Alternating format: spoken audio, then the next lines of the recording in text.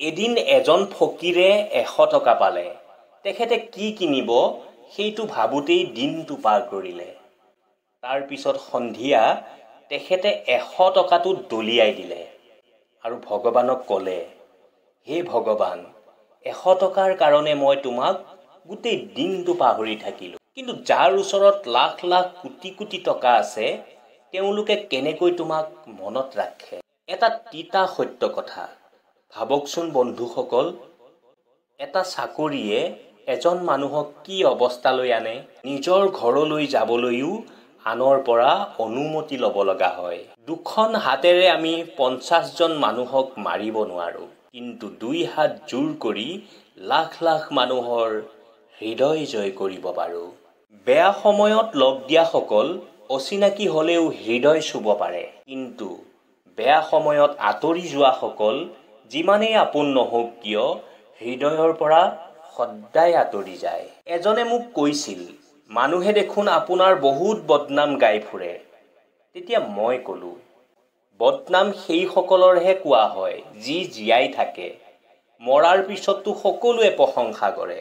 নাজানো মানুহে সঁচা কথা শুনিবলৈ কিয় ভয় কৰে, কিন্তু মিছা প্ৰশংসা শুনিলেও মানুহে বহুত হাঁহে। টকা সকলোৱে উপাৰ্জন কৰে। টকাৰ লগতে আশীৰ্বাদ উপাৰ্জন কৰক, কিয়নো য'ত টকাৰ কামত নাহে তাত আশীৰ্বাদে কাম কৰে। টকাত বহুত গৰম থাকে। প্ৰথমে ই সম্পৰ্ক জ্বলায়, তাৰপিছত পৃথিৱী জ্বলায়। মোৰ সময় নাই সেইসকল মানুহৰ বাবে যিয়ে মোক বেয়া পায়, কিয়নো মই সেইসকলৰ লগত ব্যস্ত থাকোঁ যিয়ে মোক সদায় মৰম কৰে। আজিকালি প্ৰায়বোৰ মানুহ আইনাৰ দৰে হৈ গ'ল। যিয়েই সন্মুখলৈ আহে তাকেই আপোন কৰিব বিচৰা হ'ল। দুনিয়াখনে সেইসকলৰহে খবৰ লয় যি প্ৰথমৰে পৰা সুখী। যি বেয়া অৱস্থাত থাকে তাৰ মোবাইল নম্বৰ পৰ্যন্ত পাহৰি যায়। শক্তি শব্দত নহয়, ভাৱনাত থাকিব লাগে, কিয়নো খেতি বৰষুণতহে হয়, বানপানীত নহয়। এটা পুখুৰীত যেতিয়া পানী থাকে তেতিয়া পুখুৰীত থকা মাছবোৰে তাত থকা পোকবোৰক খায়, আৰু যেতিয়া পানী শুকাই যায় পোকবোৰে মাছক খায়। সেয়ে সদায় মনত ৰাখিব, সুযোগ সকলোৰে জীৱনলৈ আহে। সেয়ে সদায় সুযোগৰ অপেক্ষা কৰক। এজন পুৰুষে এজনী নাৰীক তেতিয়ালৈকেহে সুন্দৰী দেখে যেতিয়ালৈকে তাইক ভোগ কৰিব নোৱাৰে। তাইক ভোগ কৰাৰ পিছত তেওঁ সেই নাৰীক গুৰুত্বই নিদিয়া হয়।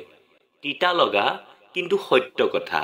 চকু মুদিলেই সমস্যা নোহোৱা নহয়, কিন্তু এটা কথা ঠিক, সমস্যা নাহিলে চকু খোলাও নাযায়। প্ৰেম তোমাৰ সফলতাৰ কাৰণ হওক বা নহওক, কিন্তু অধিকাংশ প্ৰেম ধ্বংসৰ কাৰণ কিন্তু হয়।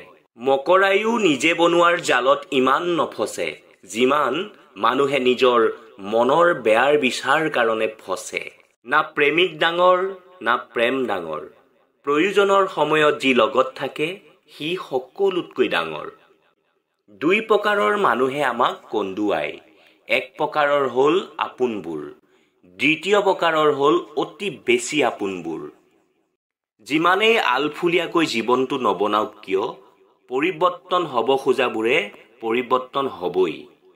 জীৱনত আমাৰ সেইসকল মানুহৰ পৰা বিৰক্তি নহয় যিয়ে কয়, মই তোমাক তোমাতকৈ বেছি জানো। জীৱনত কিছুমান এনেকুৱা মানুহ লগ পাইছোঁ যিয়ে খুব সুন্দৰকৈ তোমাৰ জীৱনলৈ আহিব, কিন্তু যেতিয়াই একেলগে থকাৰ কথা আহিব তেতিয়া ঠিকনা বদলাই দিয়ে। আমাৰ জীৱনত এনেকুৱা এটা দিন আহে যিদিনা বুজি পাওঁ কোন আপোন কোন পৰ, কিন্তু তেতিয়ালৈকে বহুত দেৰি হৈ যায়। পৰৰবোৰকনো কি আপত্তি কৰিম, আঘাত দেখোন বেছিকৈ আপোনবোৰেহে দিছে।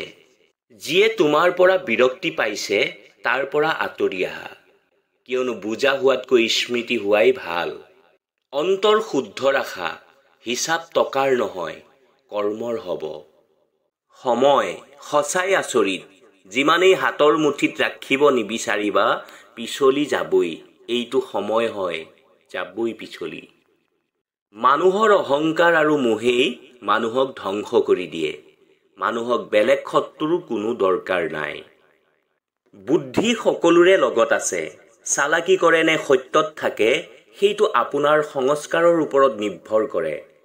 চালাকি কেইদিনমানৰ আলহী, কিন্তু সত্যত থকাসকল মৰাৰ পিছতো জীৱিত থাকে। কৰ্ম এনেকুৱা এটা খেতি যিটো কাটিবই লাগিব। সেয়ে এনেকুৱা বীজ লগাওক যাতে শস্য ভাল হয় আৰু সুখ দিয়াৰ বিধৰ হয়। জীৱনত যি হয় ভালৰ কাৰণেই হয়। বেয়া সময় জীৱনত এই কাৰণেই আহে যে আমি জীৱনত ভাল সময়ৰ মূল্য বুজি পাওঁ। আৰু মানুহ এই কাৰণেই বদলি হয় যাতে আমি তাৰ পৰিচয় চিনি পাওঁ। ভগৱান শ্ৰীকৃষ্ণই কৈছিল, হে মনুষ্য, নিজৰ জীৱনৰ বিষয়ে ইমান নাভাবিবা, কাৰণ জন্ম দিয়াৰ আগতেই মই তোমাৰ কথা ভাবি থৈছোঁ। এটা কঠিন সত্য, যদি কোনো ব্যক্তিক আপুনি বেছিকৈ শুধৰাবলৈ যায় তেন্তে তেওঁ আপোনাৰ বেছি শত্ৰুহে হৈ পৰিব। মিছাই কৈছোঁ যদি প্ৰমাণ কৰি চাব পাৰে। বোৱাৰীজনী এনেকুৱা বিচাৰে যাতে ঘৰখনৰ সকলো কাম কৰিব পাৰে আৰু নিজৰ ছোৱালীজনীৰ কাৰণে শহুৰ শাহুৰৰ ঘৰখন এনেকুৱা বিচাৰে যাতে তাই একো কামেই কৰিব নালাগে। শুনিবলৈ বেয়া লগা যদিও কথাটো সত্য। দুৰ্বল কোনো নহয়, পৰিস্থিতিয়ে মানুহক দুৰ্বল কৰে আৰু বদমাছবোৰে ইয়াৰ লাভ উঠাই নিজকে বাঘ বুলি ভাবে। এটা সত্য কথা, কেৰিয়া নহ'লে সুখ আৰু জীৱনৰ মূল্য নাই। সেয়ে পৰিশ্ৰম কৰা আৰু এটা সুন্দৰ কেৰিয়া বনোৱা। বহুত কষ্ট হয় তেতিয়া, যেতিয়া আপুনি কাৰোবাক অন্ধৰ দৰে বিশ্বাস কৰাৰ পিছতো যিজনে আপোনাক সঁচাকৈ প্ৰমাণ কৰি দেখুৱাই যে আপুনি সঁচাকৈয়ে অন্ধ আছিল। জীৱনত দুই ধৰণৰ মানুহে জীৱনক নতুন দিশ দিয়ে। এক হ'ল সেইসকল লোক যিয়ে সুযোগ দিয়ে আৰু দ্বিতীয় হ'ল সেইসকল লোক যিয়ে প্ৰতাৰণা কৰে। ৰাজনীতিত যদি সম্পৰ্ক হয় বহুত ভাল কথা, কিন্তু সম্পৰ্কত যদি ৰাজনীতি হয় সেইটো বহুত বেয়া কথা। ঘৰৰ ভিতৰত হিয়া ধাকুৰি কান্দি ল'ব, কিন্তু দুৱাৰ সদায় হাঁহি খুলিব, কিয়নো মানুহে যেতিয়া গম পাব যে আপুনি ভিতৰৰ পৰা ভাঙি পৰিছে তেতিয়া আপোনাক লুটিব। বহুত মতলবী বুলি ধৰা দিয়ে সেইসকল লোকে যাক আমি নিসংকোচে বিনা স্বাৰ্থত বিনা চৰ্তত সকলো এৰি দিছিলোঁ। যিসকলে সুখ নাপায়, জীৱনে নিশ্চিতভাৱে তেওঁলোকক অভিজ্ঞতা দিয়ে। বন্ধুসকল, আমি এটা বিষ হোৱা উচিত। গোটেই পৃথিৱীখন মূৰৰ বিষ হ'বলৈ সদায় সাজু থাকে। পিঠি সদায় শক্তিশালী কৰি ৰাখিব, কিয়নো চাবাচি আৰু প্ৰতাৰণা সদায় পিছফালৰ পৰাই আহে। বহুত শক্তিশালী হৈ যায় সেইসকল মানুহ যি ভিতৰৰ পৰা ভাঙি পৰে। ভৰসা নাই নেকি মোৰ ওপৰত, এনেকৈ কৈ বহু লোকেই নিৰীহ লোকক প্ৰতাৰণা কৰি থৈ যায়।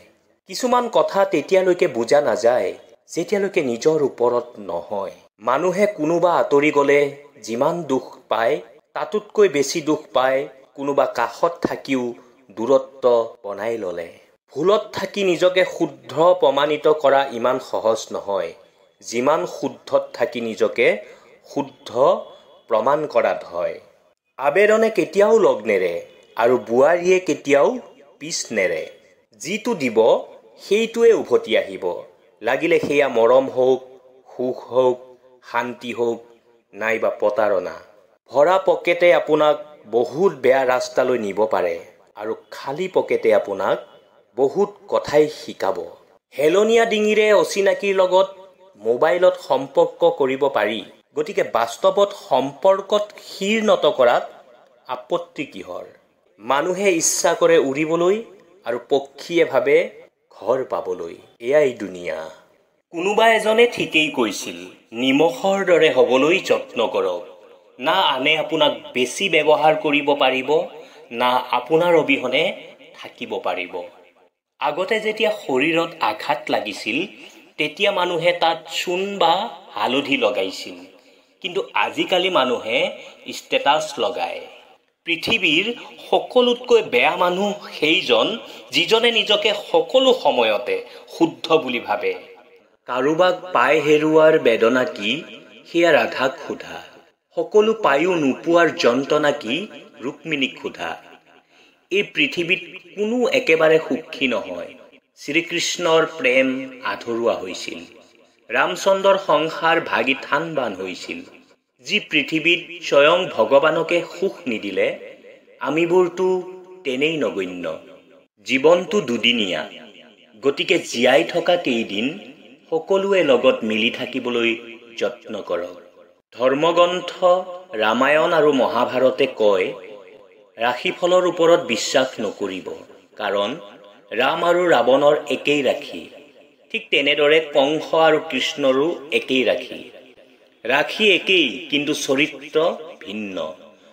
গতিকে সদায় নিজৰ চৰিত্ৰৰ ওপৰত বিশ্বাস ৰাখক। সৎ চৰিত্ৰৰ লোকৰ কোনোদিনেই পতন নহয়। জীৱনটোৱে মোক এটা কথাই শিকাইছে, যিজনে আপোনাৰ লগত কথা পতা বন্ধ কৰি দিছে, তেন্তে জানিব তেওঁ আপোনাৰ বদনাম আনৰ আগত কৈ ফুৰিছে। পৃথিৱীৰ সকলোতকৈ ডাঙৰ প্ৰতাৰক হ'ল সময়, যি এবাৰ গ'লে কেতিয়াও পুনৰ ঘূৰি নাহে। সকলোতকৈ ডাঙৰ স্বাৰ্থপৰ হৈছে সুখ, যি বেছি দিন লগত নাথাকে। আৰু সকলোতকৈ আপোন হৈছে কষ্ট, যি সকলো সময়তে লগত থাকে। অকলে থাকিবলৈ শিকক। পৃথিৱীৰ সকলোতকৈ সুখী মানুহৰ তালিকাত থাকিব, কিয়নো মানুহে যিমান আপোন দেখুৱায়, প্ৰকৃততে সিমান আপোন নহয়। স্বাৰ্থপৰ মানুহে কি বুজিব বিশ্বাস শব্দটোৰ মূল্য কিমান, কাৰণ তেওঁলোকে স্বাৰ্থৰ বাবেহে মানুহৰ লগত আপোন হোৱাৰ অভিনয় কৰে। আঘাত দিয়াজনে পাহৰিব পাৰে, কিন্তু যিজনে আঘাত পায় তেওঁ কেতিয়াও নাপাহৰে। মানুহে গুহা এৰিলে, গছৰ ছাল পিন্ধিব এৰিলে, কেঁচা মাংস খাবলৈও এৰিলে, কিন্তু বেলেগৰ ভাল দেখি হিংসা কৰাটো আজিও এৰিব নোৱাৰিলে। কলা ৰং কাৰোৱেই প্ৰিয় নহয়, কিন্তু স্কুলৰ সেই কলা বোৰ্ডখনেই ছাত্ৰ ছাত্ৰীসকলৰ জীৱন উজ্জ্বল কৰি তোলে। চিতাৰ অগ্নিয়ে মানুহক এবাৰহে জ্বলায়, কিন্তু চিন্তাই মানুহক বাৰে বাৰে জ্বলায়। সেয়ে চিন্তা কৰিবলৈ বাদ দিয়ক।